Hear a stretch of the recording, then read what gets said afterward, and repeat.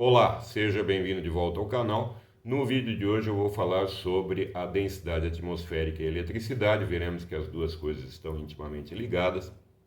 E eu optei por fazer um vídeo por conta da interferência do meu equipamento, que gera alta tensão, com a câmera, ou a tela. Mas farei uma live sobre esse tema, convidarei meus amigos e vai ser uma discussão bastante interessante. E foi uma pesquisa que me deu muito prazer em fazer, tomou bastante tempo.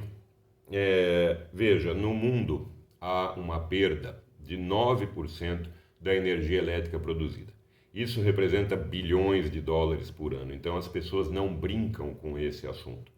Há perda de material por conta do efeito corona, desgaste causado, como nós veremos, pela ionização do gás, do ar atmosférico, e a média de 9%, mas no Brasil 12%. Nos Estados Unidos cai para 5%.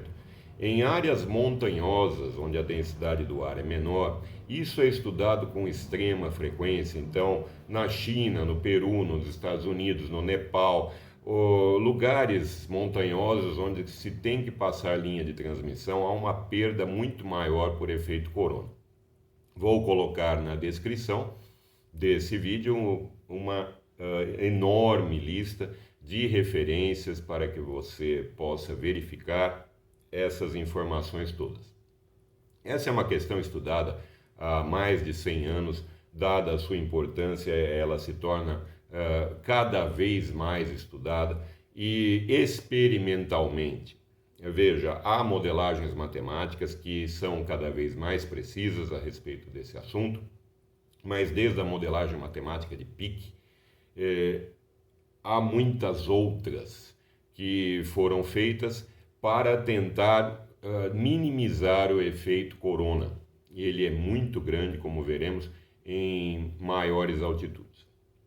Então, essa perda de energia por conta do efeito corona, ela se torna muito mais pronunciada em grandes altitudes. É claro que a maior perda de energia em redes elétricas é por conta da própria resistividade do condutor. Então, esse é um problema também muito difícil de ser resolvido. Não há um condutor perfeito, as perdas são muito grandes por resistividade do próprio material.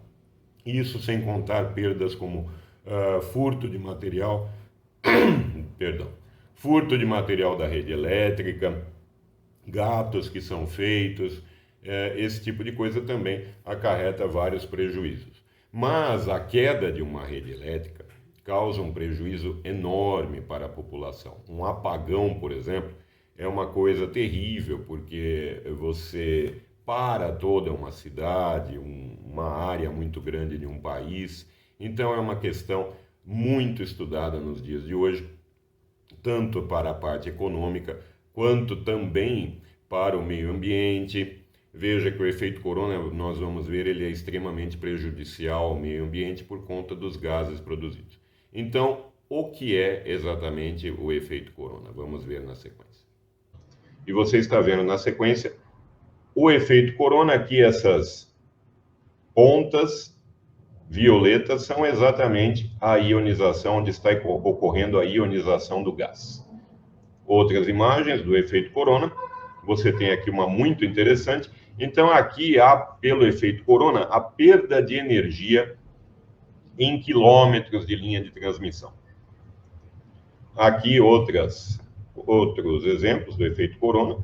Veja a cor violeta aqui da ionização do ar atmosférico. Aqui uma imagem muito bonita, o céu estrelado de fundo e vários pontos do efeito corona. Aqui uma outra, veja que nas pontas é muito mais fácil de ocorrer esse efeito, essa ionização. Porque nas pontas há uma concentração da carga elétrica. Por que a cor violeta? 78% da nossa atmosfera é constituída de nitrogênio, 21% de oxigênio, e o 1% restante se distribui aí em dióxido de carbono, argônio, vapor d'água e outros gases. Veja nessa imagem que à esquerda você tem a ionização do nitrogênio, que é exatamente na cor violeta do efeito Corona. Assim, então, como a nossa atmosfera tem uma concentração muito maior de nitrogênio, dá-se essa cor violeta na ionização, no efeito Corona. Segue-se aqui também na imagem a cor da ionização de outros gases.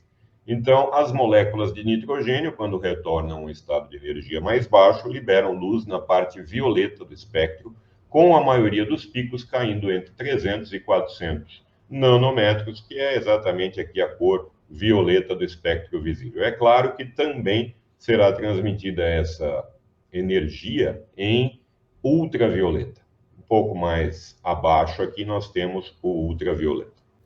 O efeito Corona é causado por uma série de fatores, entre eles a distância entre os terminais, o raio do condutor, a tensão, a frequência, sujeira, umidade, desgaste do condutor, pontas formadas ali, e com a altitude, o aumento da altitude, o principal fator, mantido todos os outros constantes, o principal fator é a densidade do ar. Em uma menor densidade do ar, como veremos, há uma facilidade muito maior de ionizar esse ar, principalmente o nitrogênio, e causar o efeito Corona. O efeito Corona, então, ele causa a formação de óxido nítrico, ozônio, dióxido de nitrogênio, e o dióxido de nitrogênio, na presença de vapor d'água, forma o ácido nítrico. Tudo isso, esses gases corrosivos e tóxicos, eles degradam e fragilizam os materiais. Considera-se também que esses gases eles são altamente prejudiciais ao ser humano e ao meio ambiente. Essa questão é estudada há mais de 100 anos, da eletricidade e a atmosfera. Temos aqui um artigo de Friedrich Paschen, de 1889, sobre a diferença de potencial necessária para a transferência de faísca no ar, hidrogênio e ácido carbônico em diferentes pressões. Esse artigo deu origem, então, às curvas de Paschen. As descargas Corona observadas na superfície de um condutor são devidas à formação de avalanches de elétrons que ocorrem quando a intensidade do campo elétrico na superfície do condutor excede um determinado valor crítico. Você tem aqui, então, uma visualização dessa avalanche de Townsend. Veja que a partir de uma ionização original, vão se criando outras ionizações numa reação em cadeia. Aqui você vê a publicação de 1910 do próprio Townsend, que é a teoria de ionização dos gases por colisão. Vimos aí então a primeira importante relação entre a densidade atmosférica e a eletricidade, no caso do efeito Corona. Veja, para ocorrer a ionização do nitrogênio, do ar atmosférico, o elétron ele precisa atingir determinada velocidade. Quando colocado em um campo elétrico, o elétron vai ter uma aceleração, ou seja, a velocidade dele aumenta cada vez mais. Ocorre que, se você tiver moléculas muito próximas, o elétron não tem caminho livre suficiente para atingir essa velocidade, essa energia cinética necessária para a ionização. Quando a densidade é menor, as moléculas estão mais afastadas e o elétron tem o caminho livre suficiente para atingir essa energia cinética e ionizar. Ou seja, o efeito Corona é observado com muito mais frequência em grandes altitudes, justamente porque a densidade do ar é menor. Imagine um trânsito congestionado. Você tem muito mais dificuldade de passar. Da mesma forma, o elétron ele vai colidir com outras moléculas, pode até voltar no sentido do campo elétrico. Então, a densidade do ar, quando ela é menor, facilita muito a ionização do gás e assim a formação do efeito Corona e todos os prejuízos que ela causa.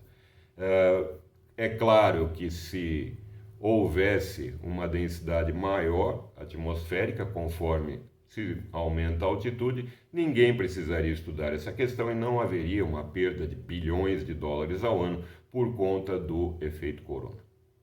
Aqui a fórmula de Peake, que é uma das fórmulas usadas para o cálculo da perda de energia em quilowatt por quilômetro por fase. Então veja que temos aqui o F, a frequência de alimentação, A tensão fase neutro, tensão disruptiva crítica, fator de densidade do ar para 25 graus e uma atmosfera, considerado 1. O espaçamento entre os condutores e o raio dos condutores. Repare que o fator de densidade do ar, ele divide aqui. Então, ele é 1 para o nível do mar, uma atmosfera. Conforme você vai subindo em altitude, vai aumentando a altitude, você tem fatores como 0,8, 0,7, 0,6. Se eu, numa divisão de fração, conserva a primeira, multiplica pelo inverso da segunda, então 0,6 seria 6 sobre 10, o 10 vai subir, multiplicando 244, e o 6 vai ficar embaixo. Ou seja, a perda de energia por quilowatt-quilômetro, ela é maior conforme aumenta a altitude por conta da menor densidade do ar atmosférico. Vou colocar, estará na descrição também, tudo isso, todas essas referências que estou colocando aqui. Essa questão é bastante estudada no mundo todo, principalmente em países com áreas montanhosas, porque ali a energia elétrica perdida por efeito corona é muito maior. Então, na China, isso tem sido muito estudado, nas referências você vai encontrar vários artigos de chineses que têm estudado muito essa questão, eles têm laboratórios ali muito grandes para fazer testes a esse respeito.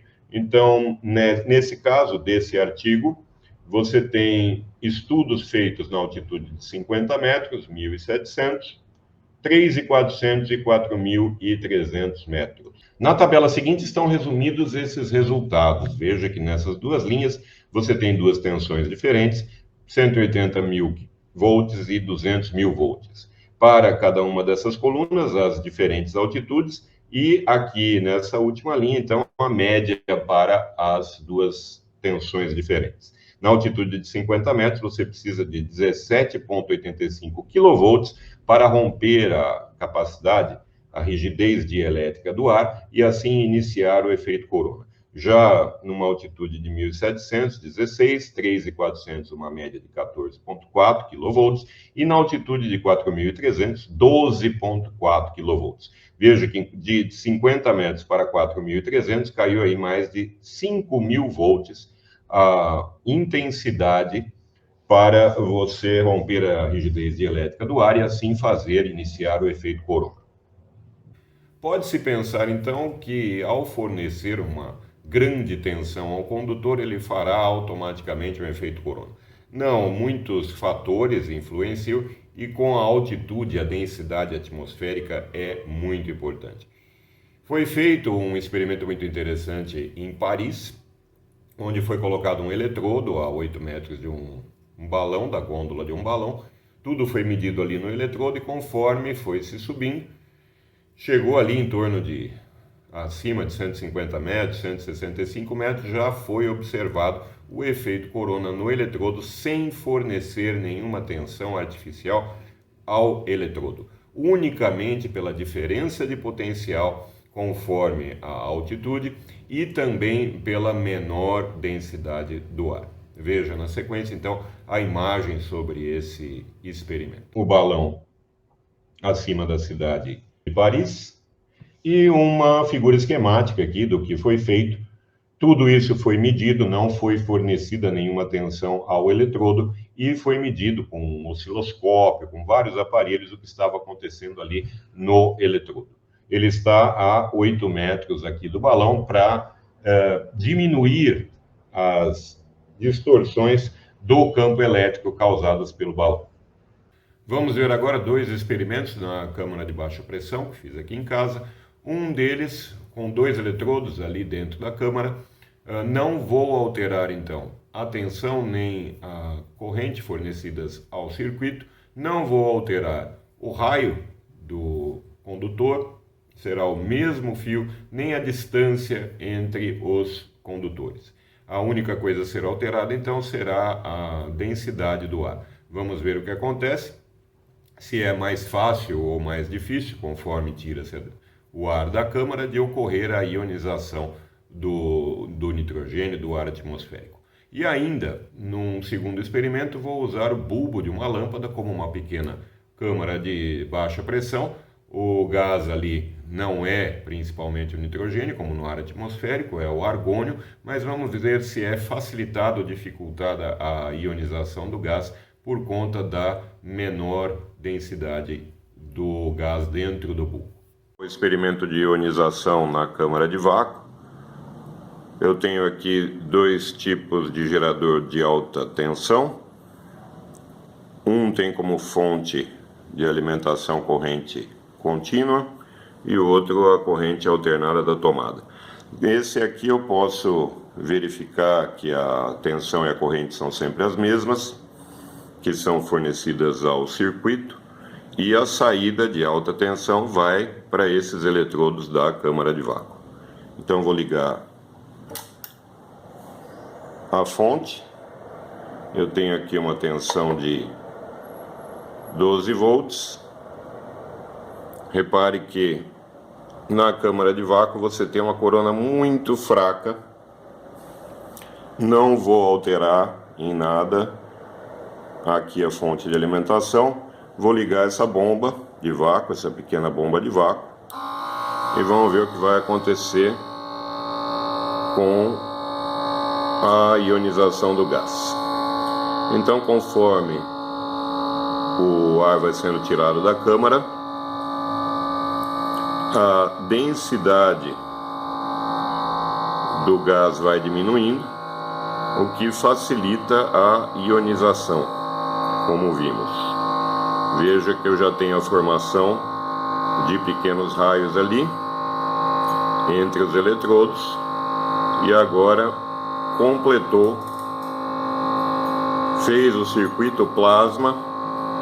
Repare na ionização, que é muito facilitada com a diminuição da densidade do gás, conforme ele vai sendo retirado pela bomba.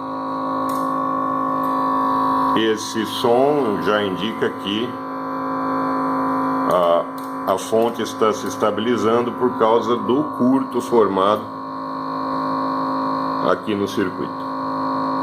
Então veja que a ionização do gás, ela ficou muito mais fácil. O efeito avalanche ele foi feito, e você tem aqui uma ionização muito maior. É isso que acontece em altitudes maiores por conta da menor densidade do ar atmosférico.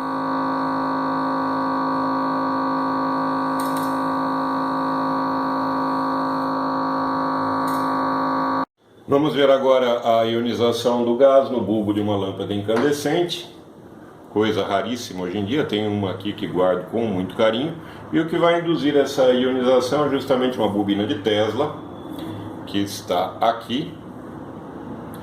Então eu vou chegar à lâmpada próxima da bobina e vamos ver o gases sendo ionizados dentro do bulbo da lâmpada. O bulbo da lâmpada, ele tem uma baixa densidade de gás, uma baixa pressão, aqui principalmente argônio 93% e nitrogênio 7%.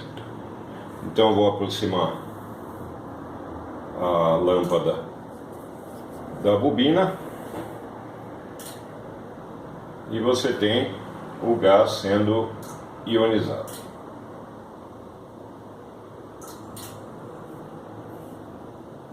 Aqui.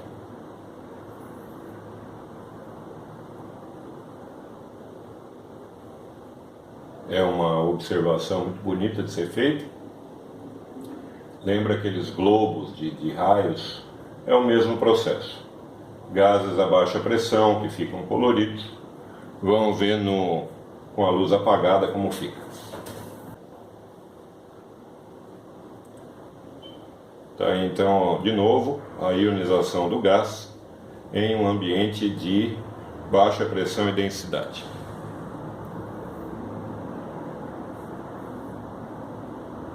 Outra relação muito importante entre a eletricidade e a densidade atmosférica é a dissipação de calor.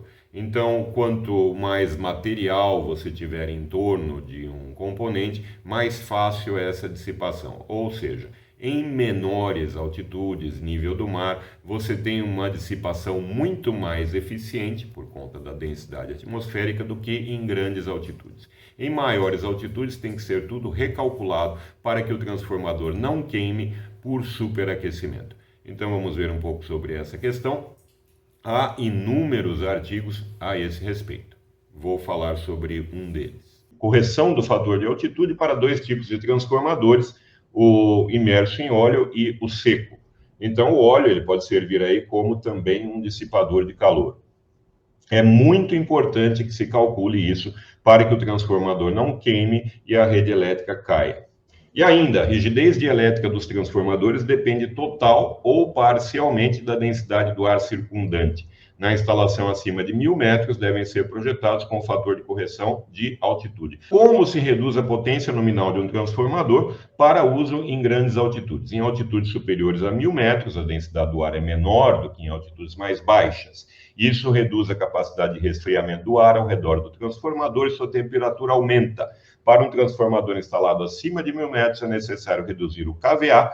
KVA, a grosso modo, potência, em 0,3% para cada 100 metros. Vamos ver agora um outro experimento na câmara de baixa pressão, em que eu mostro justamente essa relação entre a densidade do ar atmosférico e a dissipação de calor. Vamos a outro experimento na câmara de vácuo. Aqui eu tenho uma lâmpada e grudado no bulbo da lâmpada eu tenho o sensor de temperatura do multímetro. Veja, esse fio vermelho ele vai até o multímetro.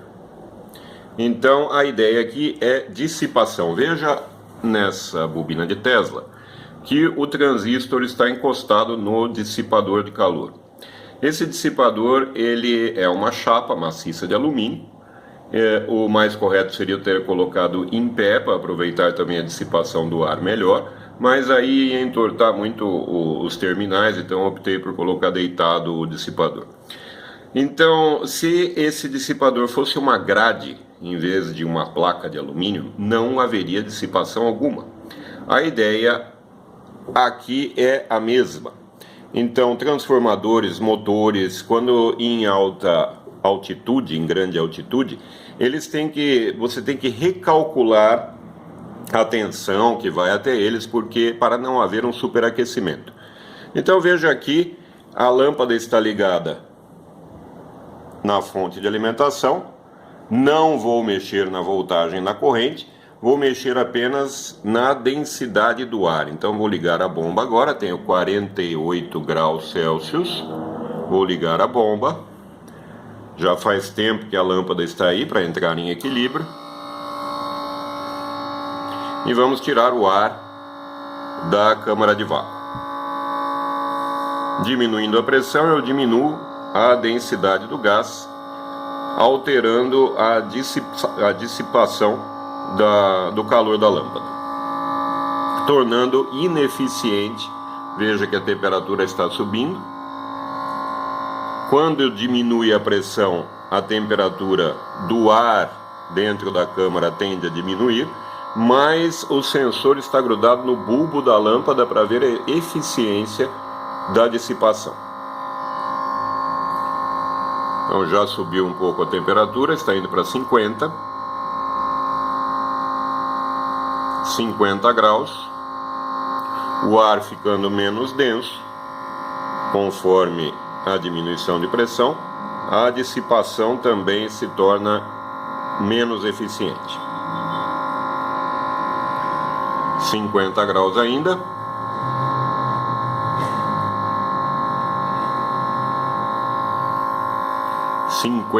Indo para 51 graus.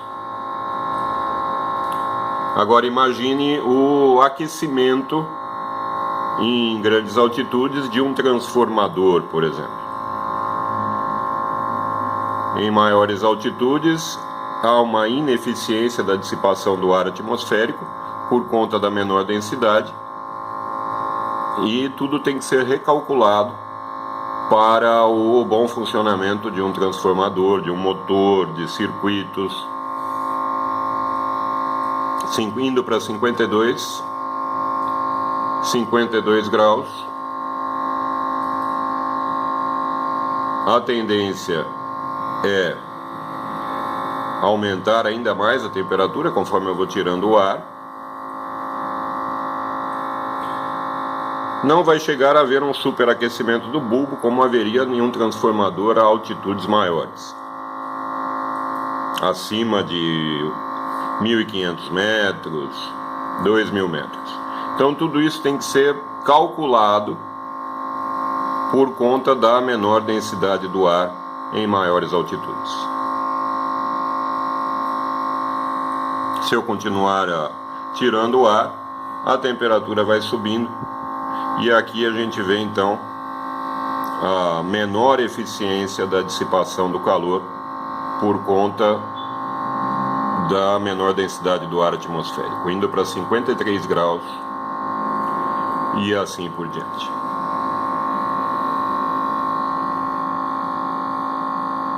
A inspeção de redes de transmissão elétrica é feita através de câmeras que captam a parte ultravioleta do espectro eletromagnético, como veremos. Essa é uma das câmeras, existem vários tipos.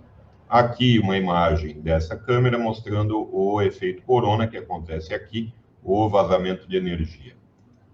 Aqui também uma outra imagem do efeito corona pela detecção através do ultravioleta. Uma questão muito interessante que tem sido estudada é por que os animais evitam as linhas de transmissão. Acreditava-se que eles faziam isso exclusivamente porque nas áreas onde passam as linhas de transmissão há menos vegetação e assim eles estariam mais expostos aos predadores. Estudos mais recentes mostram que muitas espécies de animais conseguem enxergar o ultravioleta. E assim eles evitariam essas linhas, porque mesmo no escuro eles veriam a luz dessas linhas de transmissão. Veja que o Ártico, sobre as renas do Ártico, o Ártico tem mudanças sazonais extremas nos níveis de luz e tem um nível muito maior de ultravioleta devido à dispersão dos comprimentos de onda mais curtos e seu reflexo na neve e no gelo. Enquanto a areia reflete de 10 a 25% dos raios ultravioleta recebidos, a neve reflete cerca de 80%. Nesse outro estudo, mostrou-se que a córnea e o cristalino nas renas do Ártico não bloqueiam todos os raios ultravioleta e que a retina responde eletrofisiologicamente a esses comprimentos de onda. Como foi feito, então, esse estudo? Em um ambiente escuro, luzes LED de diferentes comprimentos de onda, incluindo ultravioleta, foram expostas aos olhos de 18 renas anestesiadas, enquanto registrou-se com eletrodos se os nervos dos olhos reagiam, indicando que a luz havia sido vista. A luz ultravioleta desencadeou uma resposta nos olhos de todas as renas. Uma vantagem específica dessa visão de comprimento de onda curto é o uso de informações potenciais causadas por reflexos diferenciais de ultravioleta, conhecidas por ocorrer tanto na vegetação do Ártico quanto em diferentes tipos de neve. Está aí, então, um belíssimo exemplo de evolução de uma espécie que teve relativamente pouco tempo para se adaptar. As renas migraram para aquela região do Ártico há cerca de 10 mil anos atrás. Elas aproveitam essa radiação ultravioleta que é refletida na neve e no gelo para procurar alimento. Uma belíssima evolução, belíssimo exemplo de evolução que aconteceu ali.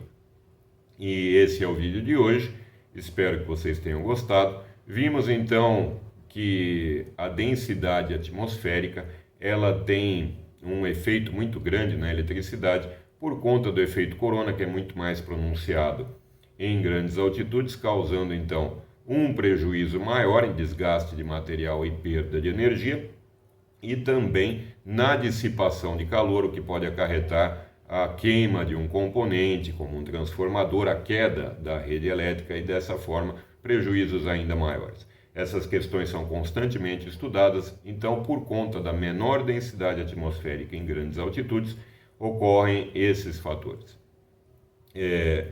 Eu vou fazer uma live, como disse no começo do vídeo, a esse respeito, convidar os meus amigos, vai ser muito interessante.